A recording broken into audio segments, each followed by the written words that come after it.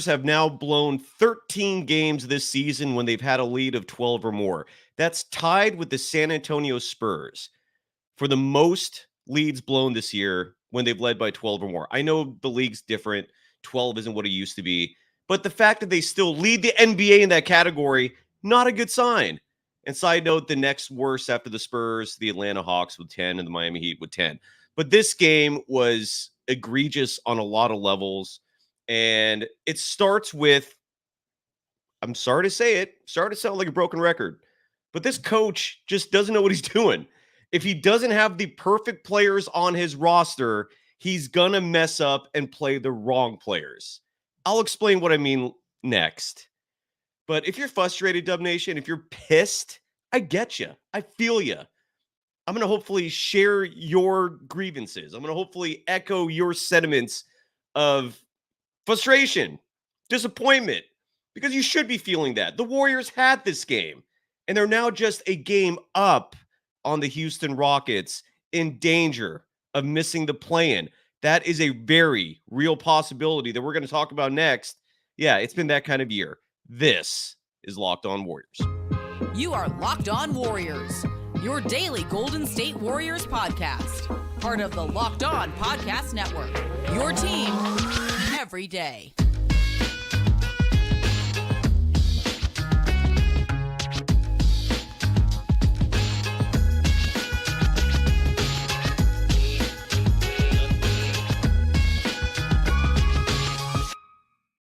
Thank you for making Locked On Warriors your first listen every day. We're free and available wherever you get podcasts and on YouTube. We're part of the Locked On Podcast Network, your team every day. Today's episode is brought to you by Prize Picks. Well, I need to see if I won money. Maybe at least I have one good thing to go off of tonight. Prize Picks is the easiest and most exciting way to play daily fantasy sports. And it's legal in California. Go to prizepicks.com/LockedOnNBA and use the code all lowercase LockedOnNBA for a first deposit match up to $100. You can follow me, Cyrus Saatsaz, on Threads at Dogwild. The program is also there at Locked On Warriors. And speaking of the Warriors, a colossally disappointing 114-110 loss. What sticks out to me in a game where they were in this throughout, the Warriors led this game after the first quarter 27-18. The Warriors led this game at the half by 8 points. The Warriors led this game after the third quarter by 3 points. They get outscored in the final quarter 36-29, lose this game by 7. And if there's any realization I've come to from this game tonight, is that Steve Kerr does not know what the hell he's doing except to rely on 4 players who are now past their prime. At least 3 of them are certainly past it. Steph and Curry, bless you. I don't know if you're still at the peak of your powers. That could be a debate for another show. But regardless, at least 3 of the 4 players that Steve Kerr is in love with, who he is dependent on, and who he has no idea what to do if those 4 aren't doing well, that's all he's got. That's his one card up his sleeve. Steph, Klay, Dre, Wiggins. And if those 4 are not playing championship level basketball, Steve Kerr is exposed for the average at best head coach that he is. There is no good reason that those 4, along with Chris Paul, who is 39 years old in May, who is 6 feet tall, that was the 5 that was out there for the majority of the final game. The last 4.5 minutes, you saw Steph 36, Dre 34, Klay 34, Andrew 29 going on 38. That was 4 of your 5 players out there. Those 4 players this season, Steve Kerr has played collectively 355 minutes together. In those 355 minutes that those 4 have played together, they are a whopping plus 2.2. They're average at best. And when you're playing one of the best teams in the NBA, the Minnesota Timberwolves, instead of relying on the legs, on the athleticism of the players who have gotten you to this point, you abandon them and rely on the players that 2 years ago won you a title. But sorry, Steve Kerr, times change. People age. Individuals evolve. Andrew Wiggins is a shell of the player he was 2 years ago. Maybe that what we saw 2 years ago was a fluke. Klay Thompson is no longer the Hall of Fame level player that he was. Did you know Klay Thompson tonight led the Warriors in minutes?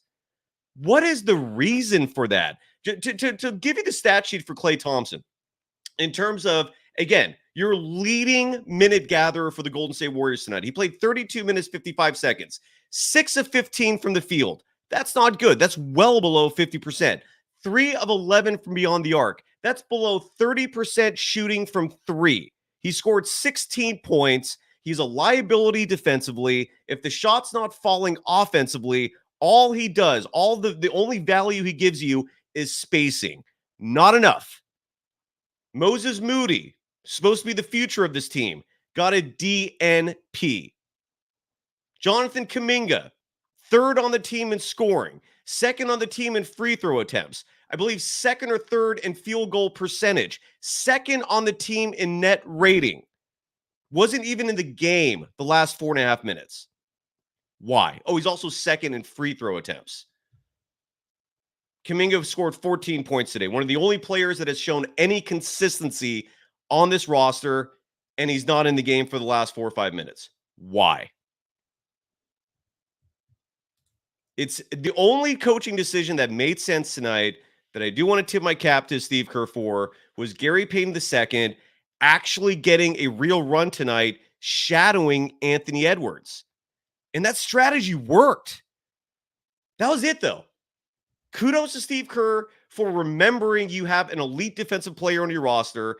I don't know why we haven't seen this strategy implemented more often. Normally, Gary Payton II plays, 8 minutes, 9 minutes? Sometimes gets DNPs. No, he actually got a decent run tonight.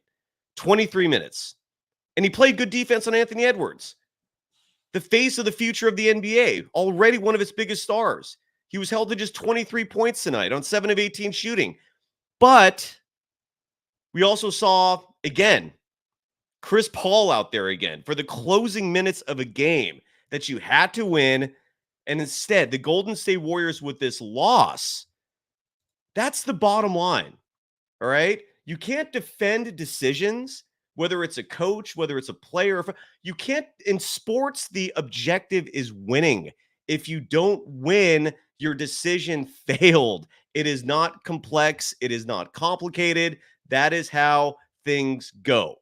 Okay? You lose in sports, your decision didn't work. You win in sports, bravo. Your strategy is working. The strategy that Steve Kerr is implementing, not working. The Golden State Warriors right now are just separated by the Houston Rockets by just a game. The Rockets, if they win tomorrow's game, are only a half game back of the Warriors. How many of you out there thought we would be having a discussion about what happens to this team if they don't even make the play-in? It's not like they've suffered a major injury where they're missing one of their pivotal pieces. This is a roster that Steve Kerr endorsed at the start of this season and up to the trade deadline because they didn't make any moves. Make sense of that, by the way. And their delusional head coach thought they had a roster that could compete for a title. They had a roster that could go deep in the playoffs. He's tampered down those expectations a little bit. Early in the season, he was calling them a world championship team. Last time I heard him using any type of verbiage pertaining to the future of the Golden State Warriors, I heard a comparison to how the LA Lakers last year as a play-in team made it to the Western Conference Finals. All right, so now you're lowering your expectations. You got to make the play-in to even have a shot at that. And the Golden State Warriors right now are just 2 games above 500. By the way, Steve Kerr is a 500 head coach the last 5 years. Haven't said that in a while.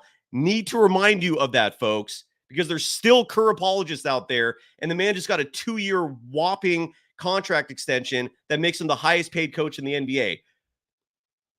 Anyways, so they're now a 1 game up on the Houston Rockets. The Warriors are 36-34. The Rockets are 35-35. The Warriors are now 2 games behind the LA Lakers for the 9 seed. That goal is slipping away. This was embarrassing. I know the Timberwolves are a great team, but you had this game. You led this game for 3 quarters. And then in the 4th quarter, when it mattered most, Steve Kerr just, again, showed his true colors. The players he trusts are not the best players on this team. Klay Thompson should not be getting the most minutes on this team. Your 5 oldest players should not be finishing the game. If your 5 oldest players are part of their prime, if they're in the middle of the peak of their powers, sure.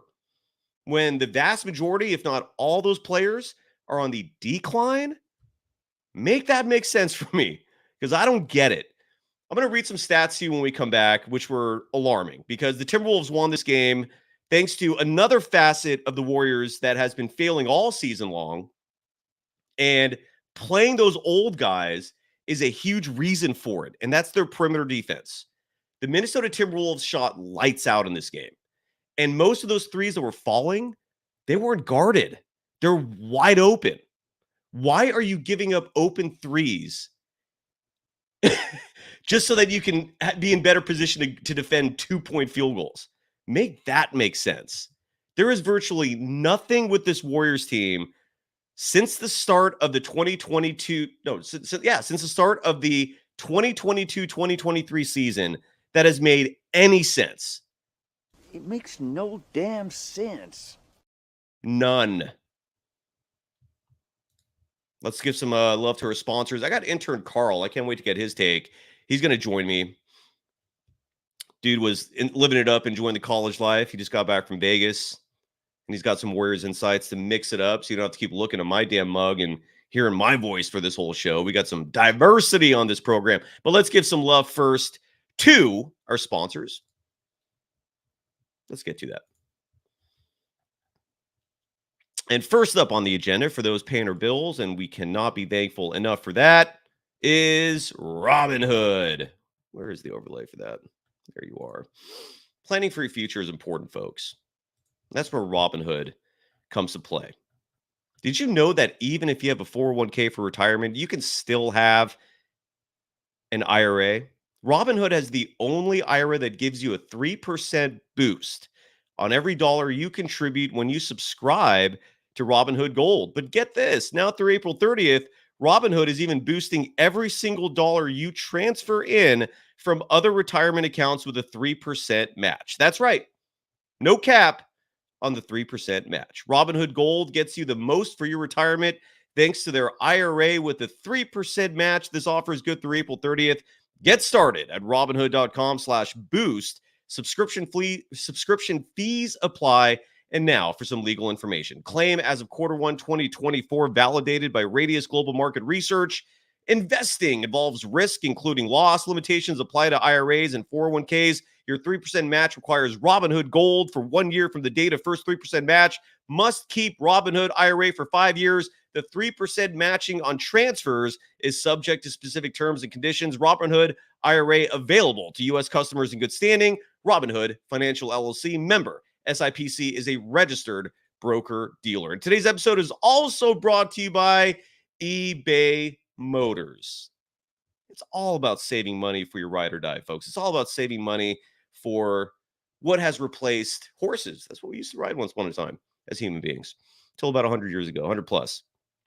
Now we drive cars. Passion, drive, and patience. It's what brings home the winning trophy, and it's also what keeps your ride or die alive. eBay Motors has everything you need to maintain your vehicle and level it up to peak performance, from superchargers, roof racks, exhaust kits, LED headlights, and more. Whether you're into speed, power, or style, eBay Motors has got you covered. With over 122 million parts for your number one ride or die, you'll always find exactly what you're looking for. And with eBay Guaranteed Fit, your part is guaranteed to fit your ride every time or your money back. Because with eBay Motors, you're burning rubber, not cash. With all the parts you need at the prices you want, it's easy to turn your car into the MVP and bring home that win. Keep your ride or die alive at ebaymotors.com. Eligible items only. Exclusions apply. eBay Guaranteed Fit only available to U.S. customers. You are Locked On Warriors, your daily Golden State Warriors podcast. Part of the Locked On Podcast Network, your team every day. Well, folks, are you watching Fox Sports or ESPN on your TV all day? Do you have to turn down the volume with all that shouting? make the switch to Locked On Sports today. A free 24/7 sports streaming channel programmed for you every day to bring you the biggest stories without all the screaming. Locked On Sports Today brings you can't-miss analysis, opinions, and news, streaming 24/7 on YouTube or the free Amazon Fire TV channels app, part of the Locked On Podcast Network, your team every day. Here's some sound from Steve Kerr. Very curious to hear his sentiments. And in this particular soundbite, he's talking about the fact that the Warriors can't rely on Steph and Curry game after game. It's a very valid assessment. Wholeheartedly agree with that. Real fast before we get to Kerr, Stephen Curry on the night. And I heard some people complaining about his fourth quarter minutes. And I want to read that real fast. Steph tonight in the fourth quarter played 6 minutes, 54 seconds, a little less than what we're normally accustomed to. Normally we see him check in at about the 8-minute mark. Tonight it was under 6 minutes before he came in the fourth. But in the game, he's not the reason why they lost this game. Stephen Curry is, if there's problems with the Warriors, you know, people ask me, like, why do you not complain about Kuminga? It's like, well, besides the fact that he's incredibly young, he's a body of work that is far from finished. But most importantly, the Warriors are 2 games above 500. The Warriors are still in the play-in contention because of him. And if there's one player that's ahead of him in terms of why the Warriors are even relevant in the NBA today, it's Jonathan Kuminga 2 and it's Stephen Curry 1. There are 14 players on this active roster. Why would I complain about the 2 best players when there's 12 others stinking up the joint a hell of a lot more than those 2? Stephen Curry tonight played just shy of 30 minutes. And again, if you're wondering why he didn't play 34, 35, that's a valid question. We're going to hear from Steve Kerr in just a second. 9 of 21 from the field, 5 of 11 from deep, had a great shooting night, was a perfect 8 of 8 from beyond the arc, was a positive in net rating. Him, GP2, and Draymond were the only players who were in the positive in net rating. Everyone else was negative. Kuminga was -1. He was close. Anyway, so here's Steve Kerr talking about Stephen Curry and how the team can't rely on him. Here's Steve. Keep him around 30, trying to get him as much rest as we can.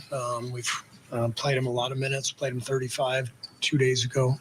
So as long as we were hanging in there, then we wanted to limit the minutes a little bit. Not limit them, but not overplay him. There was kind of that stretch in the fourth where you took time out with like 9 minutes left. I think you were down 4.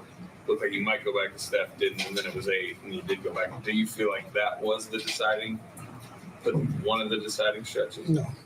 We got Chris Paul out there. We got Klay. We got Draymond. We got great players out there. So, Earl Wiggins. It's we can't expect to just ride Steph game after game after game. You know, these last few weeks have been really tough on him. We've put the burden of this franchise on his shoulders for 15 years. We can't expect him to play 35 minutes. We got 5 games in 7 days on this road trip. So if you want to say that him playing 30 minutes instead of 32 is the difference in the win and the loss, I totally disagree with that. We're trying to win the game. We're trying to keep him fresh too. I'm going to have an episode in the near future where I list off every single time that Steve Kerr has whiffed because of his gut. We had Sam Gordon on this show recently, and he's going to be back on soon. Was a fantastic guest, fantastic contributor. He's the new Golden State Warriors beat reporter covering the San Francisco Chronicle. And as we covered on that episode about a week or so ago, approximately, Kerr revealed to him in a one-on-one interview that he bases most of his decisions on his gut. I mean, look, science recognizes intuition. It as a part of the human decision-making process, and it acknowledges it to a certain extent in terms of logic and reasoning, but certainly not in a court of law, and certainly not if you're trying to explain a point of reasoning to someone else. Bringing up your gut is no different than saying, because I felt like it. That's how I felt. There's nothing logical in that line of thinking, of explanations, of decision-making. And you heard right there when he listed all the players, when I think that was Anthony Slater who was interviewing him. And kudos, by the way, to Anthony Slater, one of the only media members who actually asks difficult questions to Steve Kerr. Because most of the people who cover the team are their bigger focus is just having Steve and like him, which makes that's a whole other discussion. But I digress. The point is, you heard him right there. His response to that was to the question of, like, well, who else was going to carry the team? I mean, would those 2-3 minutes make a difference? Whether or not you're bringing it back into the, the 6 minute mark and change or the 8 or 9 minute mark or change. And he mentioned the fact that there were other players. Like he mentioned Chris Paul, right? 38 going on 39. He mentioned Klay Thompson. He mentioned Draymond Green. And you could tell he was about to mention Andrew Wiggins before you just literally saw his line of thinking exposed, trickling out of his mouth for the world to hear, that those are the only players he trusts. But if your issue is that you can't have Stephen Curry doing everything, why did you endorse this roster constructed the way it was? Why did you ignorantly think that Klay Thompson was still at the peak of his powers? Why am I 6 months to a year ahead of you on everything, Steve Kerr? The podcast host is routinely telling the audience and everyone else who's watching and listening what's going on with this team 6 months to a year before their head coach is realizing it. And if you really don't want all the pressure and the impetus placed on Stephen Curry, why did you construct this roster the way it is? I know Steve Kerr doesn't have the GM title, but he is the ruler of that kingdom. Okay, decisions are not made without his approval. The only thing he's not doing is dealing with the nitty-gritty of the front office. But no decisions are made without his blessing. No GM in their right mind constructs the smallest roster in the NBA on their own volition. This is a Steve Kerr team. This is a Steve Kerr roster. And Steve Kerr grossly miscalculated this season that Klay Thompson was still at the peak of his powers. He's still good, but he's nowhere near what he was. He grossly miscalculated on Andrew Wiggins. He grossly miscalculated on small ball still being relevant. And we saw today that Steph has no help except for Jonathan Kuminga, who he doesn't trust because we didn't see him in nearly the last 5 minutes. Now, what was so horrible about Jonathan Kuminga's performance tonight in 30 minutes? Let's see. He shot above 50%. He was 6 of 11 from the field. Did not take a single three-point attempt, which normally makes Steve Kerr happy. Had 2 trips to the free throw line. Oh, no, he missed 2 free throws. His free throw percentage, he was 2 for 4 from the line, so his free throw percentage went down from, 74 to 73. I'm being just totally spitting that out in conjecture. He had 3 rebounds, 2 assists, 2 turnovers in 30 minutes. That's not bad. 14 points, had a block. He actually had a fantastic sequence early in the game defensively, and I thought he was playing great defensively the whole game. But according to Steve Kerr's gut, he's not good enough. When we come back, intern Carl is going to join us.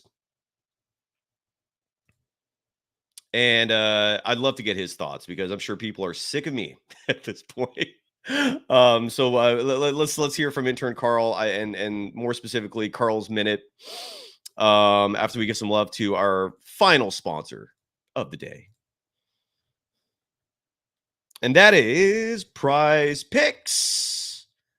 Legal in California, super fun to play, daily fantasy made easy. In case you're wondering what that means, you're betting, except you're not betting on teams. You're betting on individuals. And whether or not they're going to score, let's say, more than or less than a certain amount, whether they're going to dish out more or less than a certain amount of assists, grab more or less than a certain amount of boards. And it goes across all sports. Baseball's back. You can bet on baseball. You can bet on football when that comes back. Soccer, I feel like, is always in season. You can bet on that. Any 2 individuals, that's the minimum. Maximum of 6 individuals. You bet on them. And if you win big money. You can win up to 25 times what you wager on a 6 individual bet. They also got some great promos. They got Demon Time, where you can now win up to 100 times your money with as little as 4 correct picks. So you can turn $10 into $1,000. Demons and Goblins are the newest and most exciting way to play at Prize Picks. Squares marked with red demons or green goblins get you different payouts. You can now win up to 100 times your money with as little as 4 correct picks. And most importantly, folks, It's fun. It's an incredible distraction, especially if you need one when your team is making you more frustrated than happy, like the Warriors are at least making me. Go to PrizePicks.com/LockedOnNBA and use the code LockedOnNBA for a first deposit match up to $100. One more time, PrizePicks.com/LockedOnNBA and use the code LockedOnNBA for a first deposit match up to $100. You are Locked On Warriors, your daily Golden State Warriors podcast. Part of the Locked On Podcast Network, your team every day. One final segment of Locked On Warriors. Thank you for making Locked On Warriors your first listen every day. For the everydayers, we've been going at this for post-game after every game but one, and I apologize for that. I was incredibly sick. But so at the latest, we're going to be back at this day after tomorrow, although I'm feeling like I'm going to get behind the mic tomorrow to get a little more into the Warriors. The season is on the verge of ending without even a play-in appearance. Think about the ramifications of what happens if that's the end result of this season. I digress. Anyways, we'll be back at this at the latest Tuesday, when the Warriors play the first of a back-to-back against the Miami Heat. And then they play Orlando the very next day. Newsflash, those two teams are good. Warriors are in trouble. This is like red alarms, like panic button being like hammered with a fist. This is bad. This is very bad. Let's bring in intern Carl. Carl, are you ready to go, man? You want to do this? Oh, I got to change the background here. How you doing, brother? Go. I'm doing all right. How you doing, Cy? Well, I've been better. But, unfortunately, my mood is oftentimes dictated by how this Warriors team I grew up and loved, even during their decades of pure, irrelevancy, just pure trash that they were. I still love this team. And I think there's still potential there if the right decisions are made. But I digress. How are you doing? And what's on the agenda for Carl's Minute this week? Yeah, so first of all, I just want to say, as frustrating as this team is to watch sometimes, especially the first half of the season and kind of now in the past month, it's been a little bit tough. But I still enjoy watching this team more than I enjoyed even the Durant teams because, they just, it's not guaranteed. It's not an inevitable march towards victory. Sometimes it happens, sometimes it doesn't. But yeah, and look, honestly, man, I would be enjoying it with you if we weren't seeing favoritism by the head coach in terms of player decisions. Like I literally cringe every time I see Moses Moody with another DNP. It hurts, man. Like this is a kid who, if he was under the right leadership, if he had a head coach who actually believed in him, believed in developing players and not just riding the coattails of veterans who have carried you, I would be enjoying this as well. Like when the Warriors had that 3-1 road trip where they beat New York, they beat Toronto, and they beat the Wizards. I know the competition wasn't exactly the most difficult, but that I enjoyed. I thoroughly enjoyed that because we had a chance to see not just a winning Warriors product that might not be a championship contender, but they had the makings of something that 2 to 3 years from now could very well be a championship contender. Watching old has-been veterans who I'm not enjoying this at all. Moses, let me ask about Moses. How does it feel getting another DNP? It sucks. Yeah, he doesn't like it either. So so my point is, I would enjoy this a lot more if we were watching players who should be playing in terms of washed up veterans who have seen their best days go by and are still getting minutes because their coach is playing favorites over certain other players. But I digress. Sorry to make things so negative, Carl. Yeah, I'm grumpy. What do you want from me? Yeah, Carl, go ahead, man. Floor's yours. I'm grumpy too. So Kuminga. So there's a faction of the Warriors fan base that doesn't believe in Kuminga, much like Kerr. I think that's crazy. The guy's 21 years old. He's 21. If he was 25, I'd be like, all right, maybe it's time to let him move on. But he's 21. He's 21. And here's the thing, Carl. Statistically speaking, the only part of his game that has a blemish is his 3-point shot, right? because he's at like 30. I think he's shooting 32% on the year, which is not horrible, by the way, but it's not. You need to be shooting at least 33%. His field goal percentage is stupendous. It's fantastic. He's scoring. He's third on the team in scoring. He's getting to the line. He's one of the only players on this team doing that. He's a great defensive player already, and that's only going to improve. He's improved his rebounding number where he's just shy of 5 a game. I think he's averaging more rebounds per game than Zion Williamson right now. What part of his game are people not happy with? Like the only reason why so many people are not on board with Kuminga is because of Kerr. It's the only reason. It's because you have a lot of people who literally, if Steve Kerr says something, they just go, yes, sir. And they just roll with it without adding any critical thinking of their own, without adding any independent thought of their own. There's a hell of a lot of groupthink out there, Carl. And when Steve Kerr makes a decision, the group follows. And if Steve Kerr was riding with Kuminga from day one and actually having faith in this kid, I guarantee you all those haters would not exist. But Steve Kerr has built a following, man, even though like that following was based largely on the success of other players. Because again, he has 9 rings, right? 9. He got 5 of those as a player, with Michael Jordan as the best player on 3 of those, as with Tim Duncan as the best player on 2 of those. It's not like he was out there being a difference maker. He's averaging like 10, 15 minutes a game for those teams. And then he's the head coach of a dynasty that has Steph and Curry. Mark Jackson set the foundation for it. You had Kevin Durant for 2 of those. Anybody could have been the head coach for those Kevin Durant teams and still done wonders. And when I do that episode, by the way, on Steve Kerr's gut and how often it's been wrong, I'm going to pull examples from that era as well, because in my opinion, from my observation skills, this team under Steve Kerr has underachieved. They could have done more. I think if they had a head coach that had more ingenuity, more innovative tactics to his decisions. I digress, man. I'm taking up your time. The rest is yours. Go ahead. Sorry. All right. So 2 things. Sorry. Number one, if you look at Oklahoma City and Minnesota, it's showing there's been a little bit of a changing of the guard in the hierarchy of the NBA. I mean, of course, Nuggets, Celtics, but this needs to be apparent to Kerr that times change. You need to evolve. You need to find your players, and the players that you have aren't always going to be your players. Klay, love him, but he's inconsistent at best at this point. That's the best you're going to get. Once out of every 3 or 4 games, he's going to, cook it, and that's going to be it.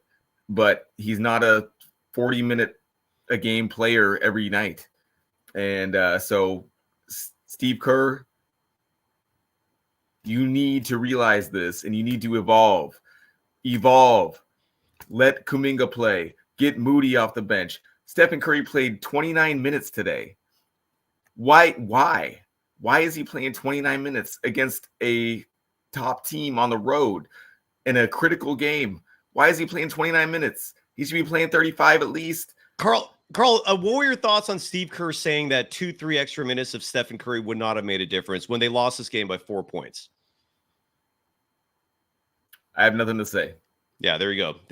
That made no sense. Again, but his gut, he's got to listen to his gut. So, that's what the entire fan base has to roll with. Whatever Steve Kerr's gut is feeling, that is what we're subjected to. Carl, I appreciate your contribution. Your work on the promos is exemplary. If you follow this program on Instagram at Locked On Warriors, Carl's work is often featured there. Tell people how they can follow you on social media, man, as we wrap the show up. So KarlForpresident, Carl for president. I'm running not this election, but maybe 2028. All right. I'm sorry for not having the graphic set up for you, man. I'll do that next time. Carl, I love you. Thank you so much for jumping in and giving us your thoughts for a few moments there. And we'll do this again once a week. As long as you're available, we'll hear your thoughts. Carl, thank you. And and if you ever want to be an intern for this program, again, that option is a possibility. Oh my God, I don't think I even added the right graphic to begin with for this program. Oh, well, I digress. Thank you to everyone. That was frustrating. If you're frustrated, I feel you. And we'll be back at this again soon. That was rough, folks.